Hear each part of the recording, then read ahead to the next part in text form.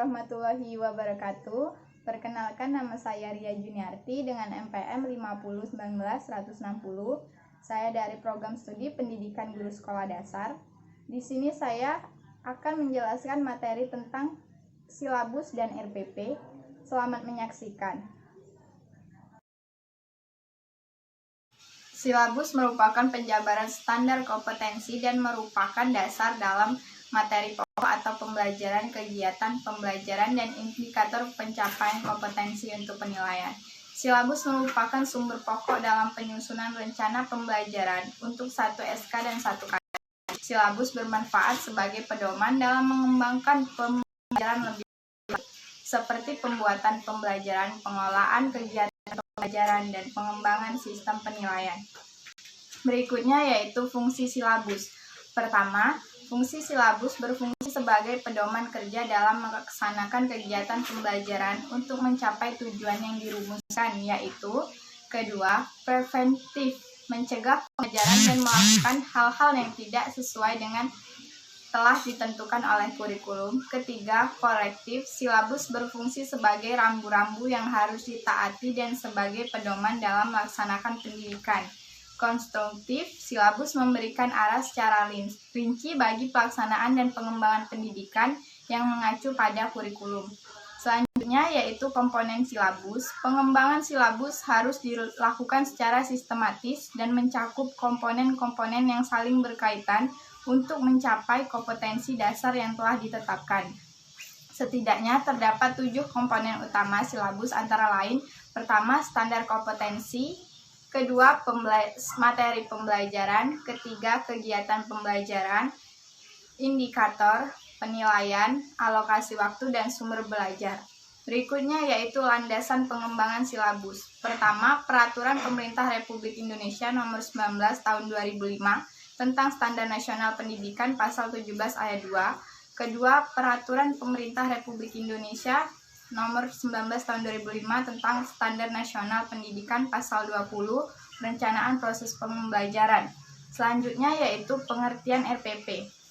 Pembelajaran pada dasarnya merupakan proses yang ditata dan diatur sedemikian rupa menurut langkah-langkah tertentu agar dalam pelaksanaannya dapat mencapai hasil yang diharapkan.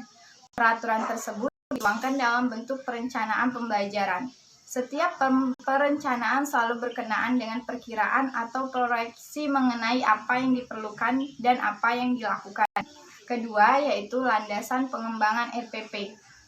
Pemerintah Republik Indonesia Nomor 19 Tahun 2005 tentang Standar Nasional Pendidikan Pasal 20, Perencanaan Proses Pembelajaran meliputi silabus dan rencana pembelajaran yang memuat sekurang-kurangnya tujuan pembelajaran, ajar metode, sumber belajar, dan penilaian hasil belajar. Selanjutnya yaitu komponen RPP. Dalam identitas mata pelajaran, standar kompetensi, kompetensi dasar, indikator pencapaian kompetensi, tujuan pembelajaran, materi atau materi pokok, alokasi waktu, metode pembelajaran, kegiatan pembelajaran, penilaian, dan sumber belajar. Selanjutnya yaitu prinsip-prinsip penyusunan RPP. RPP pada dasarnya merupakan kurikulum mikro yang menggambarkan tujuan, kompetensi, materi, isi pembelajaran, kegiatan pembelajaran, dan alat evaluasi yang digunakan efektivitas. Berikut perencanaan pembelajaran. Yang pertama, perencanaan pembelajaran haruslah berdasarkan kondisi siswa. Kedua, perencanaan pembelajaran haruslah berdasarkan kurikulum yang berlaku. Ketiga, perencanaan pembelajaran haruslah diperhitungkan waktu yang tersedia. Keempat, perencanaan pembelajaran harus merupakan urutan kegiatan pembelajaran sistematik. Kelima, perencanaan pembelajaran dengan lembaran kerja dan tugas observasi. Keenam, perencanaan pembelajaran haruslah bersifat fleksibel. Ketujuh, perencanaan pembelajaran harus berdasarkan pendekatan sistem yang mengutamakan keterpaduan antara tujuan atau kompetensi materi, kegiatan belajar, dan evaluasi.